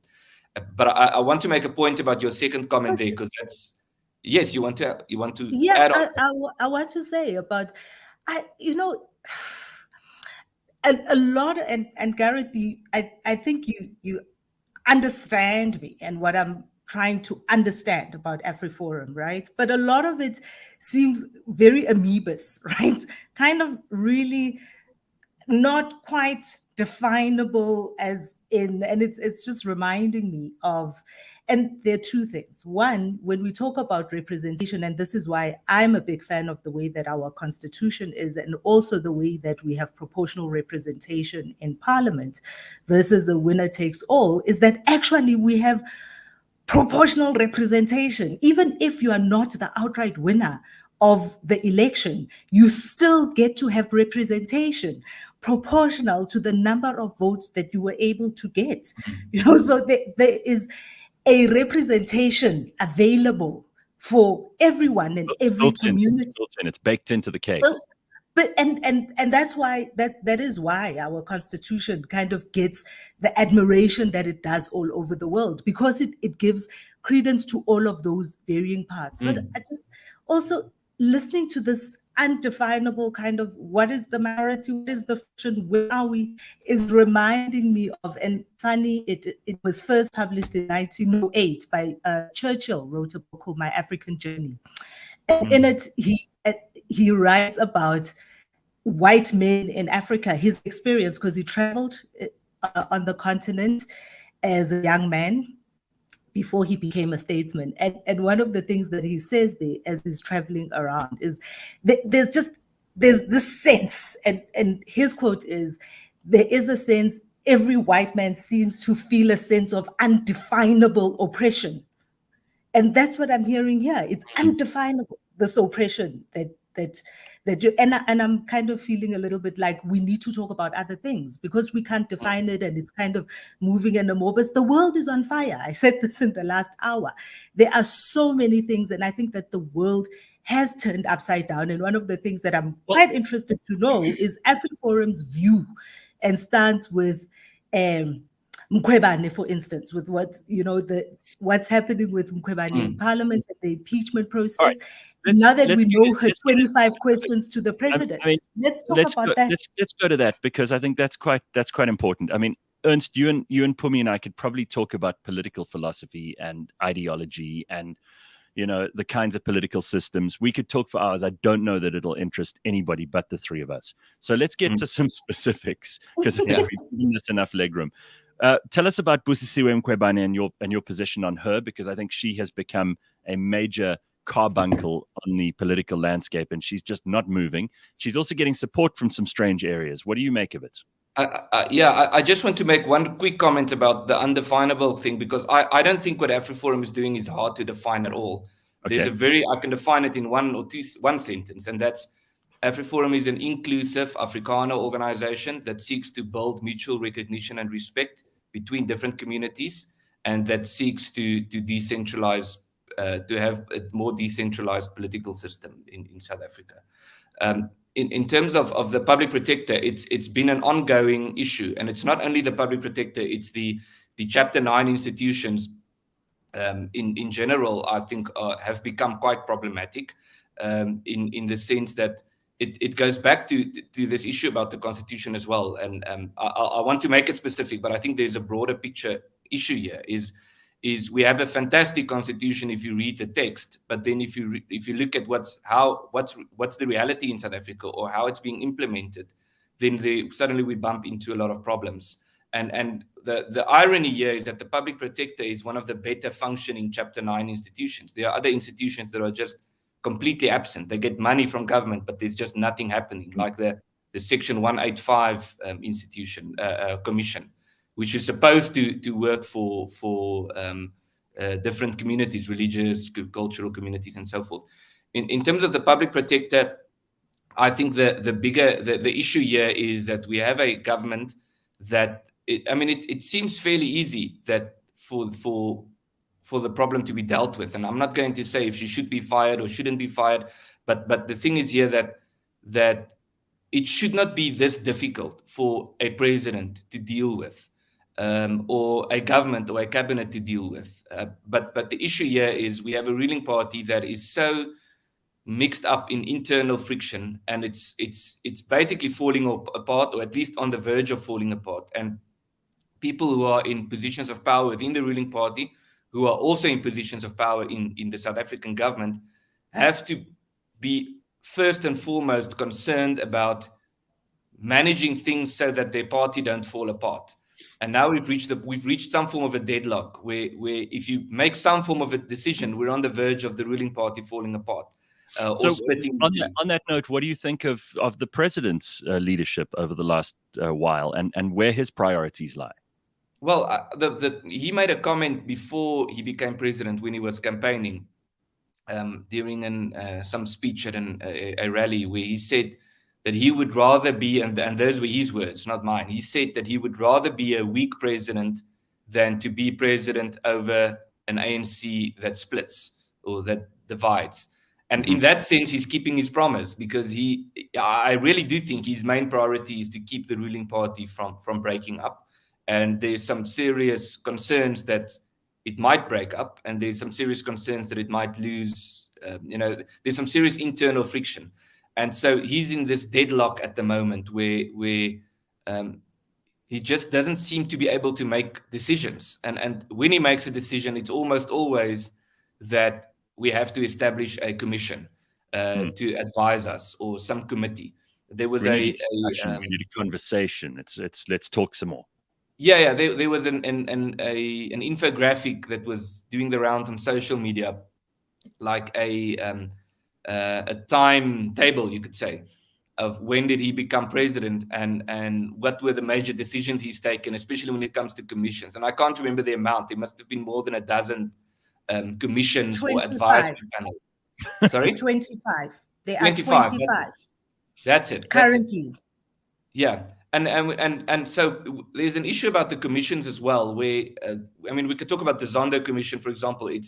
There's a debate, I've been having a debate with some colleagues, which I think was very, very intriguing as to, is this a good thing or not?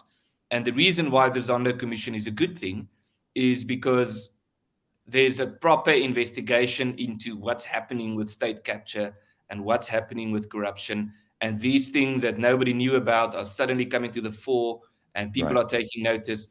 But the reason why it's a bad thing is... I must just warn you, Ernst, you are talking to Pumi, who is the only person who's read all the state capture reports from beginning to end. She's an expert on them, and she's my only reference point when it comes to the Zondo Commission. So I'll gladly stand corrected. But the reason why it's a bad thing is I think a lot of these people could have been prosecuted before. It wasn't necessary to have a commission to prosecute a lot of these people. And now that the commission has done its work, the question is, will they be prosecuted in any case? And so establishing, the point that I'm trying to make is establishing some form of a government commission or advisory panel. I think we've gotten to the point where it becomes an excuse not to take action. You don't want to make a decision, so you establish a commission.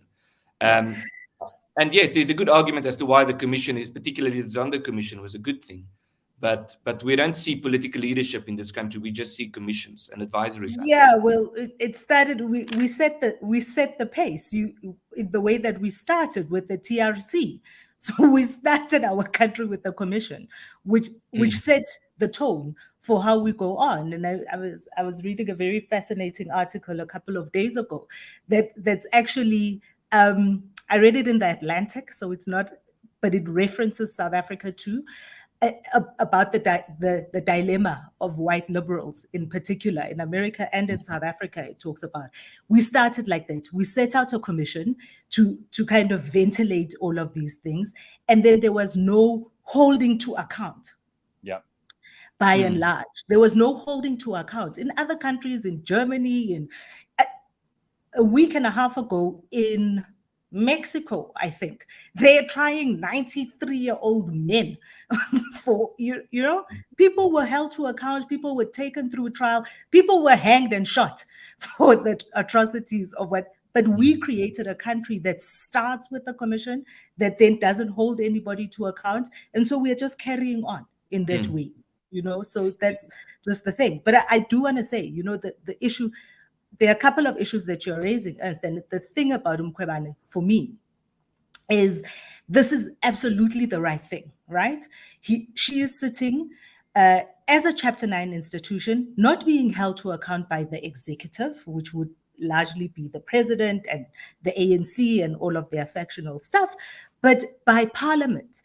And the Parliamentary Commission before which she sits is, that's why I was saying, you know, that we have a representative parliament. That parliamentary committee that she's sitting on is representative of all of the parties that are sitting in parliament. So it's not just the ANC that's asking questions that's going to make this decision.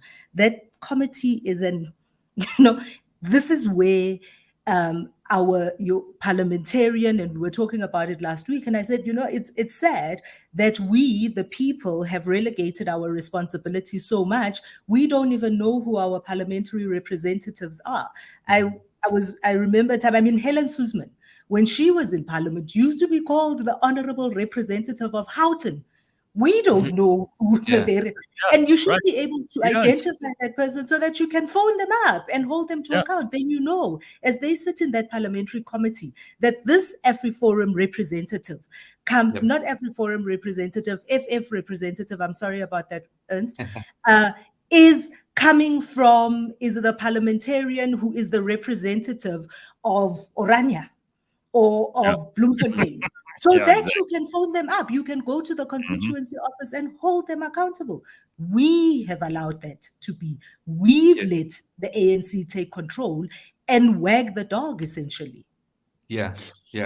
Well, it sounds, I mean, I hate to say this, but just from the observer's point of view, it does sound like there's quite a lot of common ground here. And I think a lot of South Africans are very pissed off with the current state of affairs, which is probably advantageous to an organization like AfriForum. Have you seen a surge in support? Just as a very quick yes or no answer. Because I think, definitely. Yeah. All right. So guys, in the interests of finding something we can disagree about more heartily, because people like that on the show, and I'm not pitting, I'm not doing what they do on the morning shows in America where they, you know, bring two people on who have different opinions. Let's talk about the international stuff, because I know Ernst has got some really insightful thoughts on what's going on in America, China, what's happening with Russia and the Ukraine. I know Pumi's also very deep in these stories. So let's get into them. Pums, do you want to start with Russia, Ukraine, and maybe we get some insight there from both of you? Did you see the pictures of not just Russia and Ukraine? Very interesting to see Vladimir Putin with the leader of Iran. Very interesting to see him shaking hands. And for me, we spoke a little bit about this ages ago on the show, is the shifting sands of world politics and where power is beginning to devolve to, you know? So unfortunately, Joe Biden is not doing a great job keeping America at the helm of what they used to call the free world. That power has completely shifted. You know, you see Iran shaking hands with Russia, you see the oil price, and you're like, how's that going to shake up for us, you know? Well, Vladimir Putin yeah. said this just yesterday in a press conference. He said, as specialists, he points at the media, you would know that the food crisis, emerged from the times of the anti-pandemic measures, where some well-developed countries abused their monopoly power. In terms of current monopolies, this is what he said to all those gathered journalists. And he said part of his move on securing those provinces in the Ukraine, which are mostly Russian, is to secure food. And he says that America is now going to become a net importer of food, and he feels that they're in no position to be shouting the odds to the rest of the world. Food security is a part of this discussion, is it not? And Ernst, this brings us back to AfriForum in South Africa and a lot of your representation of farmers, for example, which has a lot to do with our food security. What do you have to say about Russia and the Ukraine and Pumi's comments? Well, it's very interesting what's happening there, and there's a bigger debate to be had about global politics and how should things be structured. I think it's very unfortunate that it's always difficult to comment about the views of citizens in another country, but I want to talk about America's role, and in the sense that I think America's biggest threat, there's probably a better word, is not so much Russia as it is China. And so the three big global powers are probably, would be America, Russia, and China. And I would have thought that as someone standing on the sideline commenting on American politics, that for the Americans, they would have wanted to probably strengthen ties and relationships with Russia. That didn't happen, I know, and America has a history about the Cold War and all of that, so that's understandable. And I think this is the result of a friction that's been building up for quite some time. And I'm curious about these sanctions also. So I heard, for example, I was in Hungary recently, and when I was there was a debate about who should we support the sanctions or not. When I say we, should the Hungarians, they were debating about it. And they actually decided that they're not going to support the sanctions. And the reason why is they figured that the sanctions might hurt Russia, but it's going to hurt Hungary even more. So I think the issue here, and this is not my field of expertise, Russian politics, but the question at least is, to what extent has Russia been, to what extent are they sanction proof? In other words, in what extent can they withstand sanctions and stuff like that? Or to what extent is this really hurting them and influencing them or swaying them to take a different course of action? I'm not convinced that the way the world is reacting currently is swaying the Russian government, and because I'm not sure if it has that bigger impact as people would like to believe.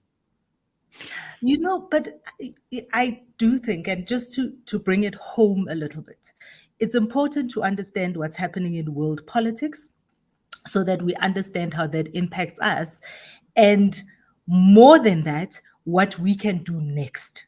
For me, that's the most important thing, is looking at how things are and how things are evolving. What do we do next? South Africa is currently sitting very precariously in an environment where we have the highest inflation we've had in almost 16 years, I think the number was. We were talking about the interest rate hikes that are likely to be announced this afternoon. We're looking at petrol prices. I mean, I have to think long and hard. Am I going to drive to the studio because I have no load shedding? Or am I going to drive to my office and will there be power? This is like bullshit that we have to think about that, because it does mean that in a country like South Africa, where we have a 64% unemployment rate, where we have 30 million South Africans living on less than 20 Rand a day, what does that mean for us? And how do we change our situation? That is why we're interested in what policies the ruling party propagates in their policy conference that's coming up in a few weeks' time. What policies are they talking about? Because those policies, if they win the election in 2024, become national policy.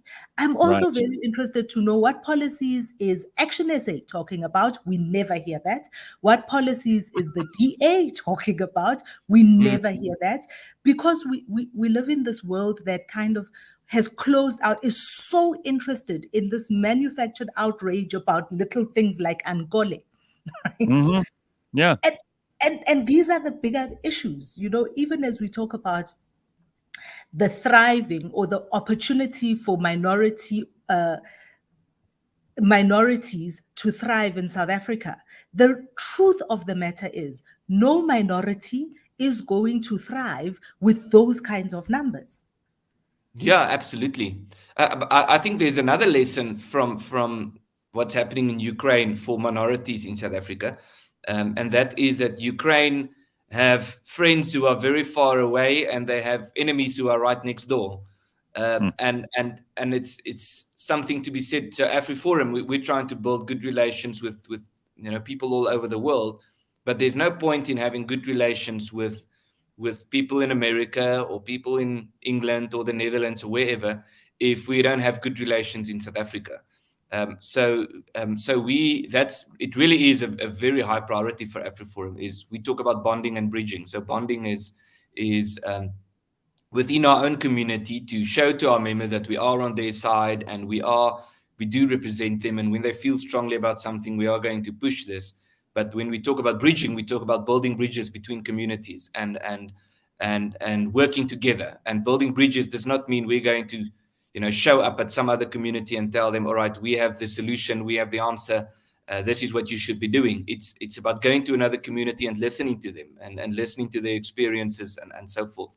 And so I think that's also an important point. But the point you're making is very valid. I mean, there's an intellectual discussion to be had about Russia and Ukraine, but the fact of the matter is that people are experiencing it on a ground level as well. Well, Ernst, now you can see why I need Pumi on the show. I mean, if we just cut that little tirade of hers out now, that would probably hit home with more people than anything I've said in the last 3 weeks on the show.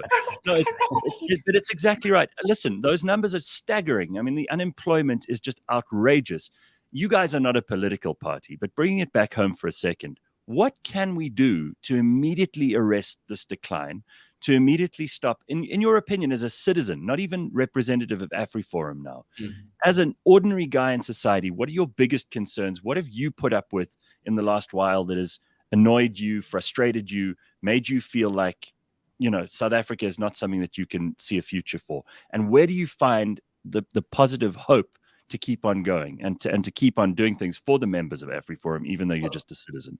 Yeah, well, I would say there are two things, and they seem contradictory. So the first is the point I've been making earlier, is to push for and to become more involved in some form of a decentralized government, that you don't have a government who can just who are not in touch. Let's just put it this way, with local communities. But then on the other side, I think another important thing is for people to accept that we cannot wait for government, or we cannot wait for some form of change in government structure or something like that. We need to accept responsibility for where we are and what we can do. And some people can do a lot, and some people can do very little.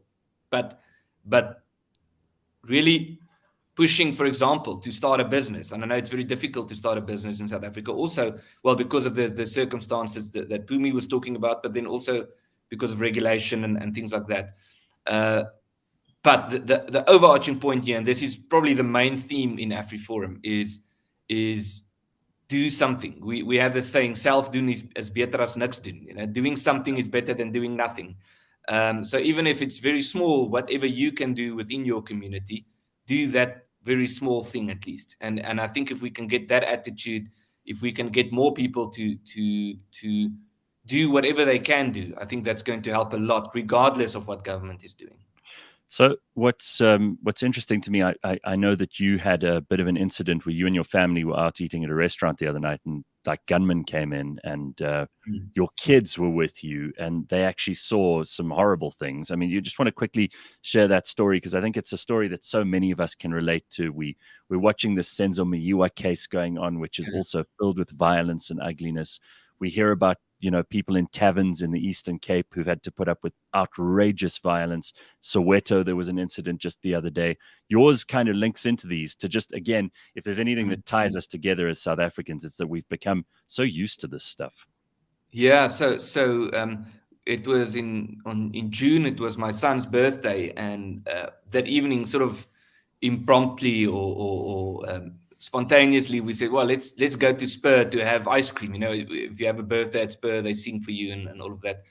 And so we went there. It was evening. It was a weekend, and we paid. And it was, I don't know, 7 o'clock or something. And we got up and we were walking towards the door. And what I didn't know at that moment was that I saw there were people standing at the door at the entrance at the pay point. But what I didn't know is they were actually robbing the place. And so as we were walking towards the door, we just started hearing, firearms going off, shots being fired, and people, everyone fell down. We were basically 10 meters, I'd say 10, 20 meters from where they were.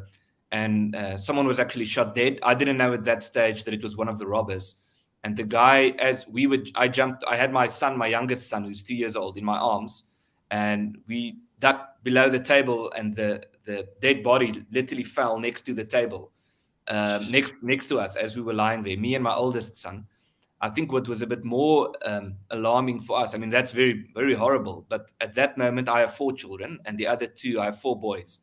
The other 2 were playing outside at the play area. My wife thought they were upstairs, because it's a Spur with a play area upstairs as well. So she was upstairs just as the shots were being fired. She wanted to run down because there was no one up there. And then people just screamed to her, lie down, fall flat. And she then did that. So she couldn't see anyone. She just heard shots. She heard people screaming, someone is dead. And she didn't know where I was or where the children was. The 2 boys who were outside then came running into the restaurant. First, the older one asked the 6 and 7. They want 6 and 7. The one who's 7 years old asked people outside what's happening. And someone said to them, fall flat, they're shooting inside.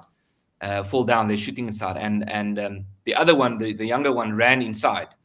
So his brother ran with him inside. And as he came into the door, my wife actually saw him. And she screamed at him to lie down on the floor. He just heard her voice. When I heard her voice, I screamed at her that we're okay. And he then ran towards her. And then the other boy came in and he heard my voice, so he ran towards me. And it was quite scary at that moment because everyone was lying down. There were shots being fired and the boys were running, looking for their parents.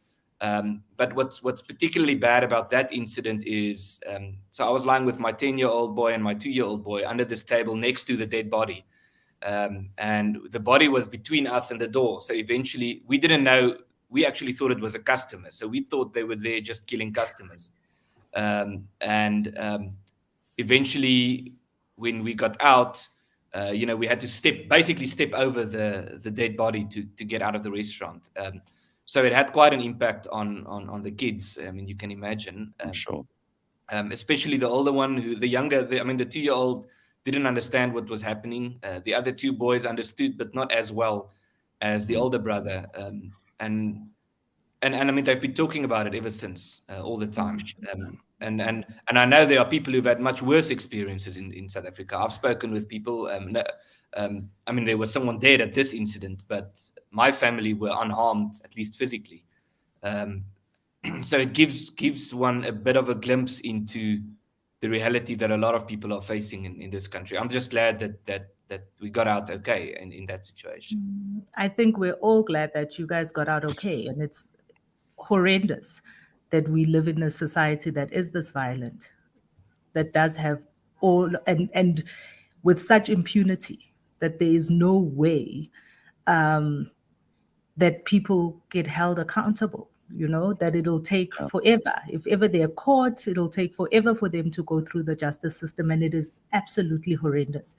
I'm really sorry that you and your family had to go through this. I'm sorry anybody has to go through this ever. Yeah, I'm just glad you told us that story, because often we get into like intellectual discussions around what's right and what's wrong, and then we forget about people's personal experiences. I mean, there are parents all over the country who are grieving about incidents where their children are no longer around. There are just horrible things happening in South Africa, and we have to be realistic about what's attainable. And some of it isn't government's fault. Some of it is just our society that we live in.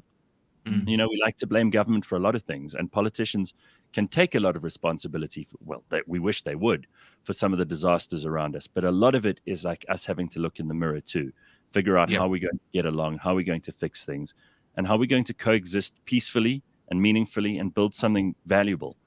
So I'm glad that you got to share that story with us, because it also just, you know, you tend to be like a lot of people who we see in the news, and someone who's, you know, kind of outside of the reality that so many of us are going through. But I'm glad that you got to explain that, even though it's a horrible situation. Nobody wants to hear anyone else go through. Anyway, listen, I know you and Pumi and I could talk for hours and hours, but we're out of time for this morning. Can I say one thing before we go? Can I say one thing before we go? Because I cannot allow this show to end with such a blatant misrepresentation or misunderstanding in the comments. There's quite a lot happening in the comments, but I just want to address, you know, John Douglas in the comments. I think, John, you are misunderstanding what I'm saying. I'm not saying that the ANC is the only one with policies. I'm simply saying it would be good to hear what other people's policies are, other than the fact that they are anti-ANC, because it gives us all an opportunity to interrogate what people stand for, other than being anti-ANC. It was like Jacob Zuma, get rid of Jacob Zuma, and then what? Here we are. We got rid of Jacob Zuma. Has our life become better? Has the world changed? You know, because if you have one thing in mind without a plan going forward, you're still going to be fucked. That's it. Thank you. Another tirade. That is a tirade. That's the quote for the interview. Well, there's a lot from Pumi this morning. Ernst, always good to have you on, and thank you very much for joining us. We will talk to you again soon, and keep us informed as to what you guys are up to. Thank you very much, and thank you for having me on the show. It was great talking to you. Ernst Rutz from AfriForum, Pumi Mashiko, and we will see you tomorrow morning at 6 a.m. Have an excellent Thursday.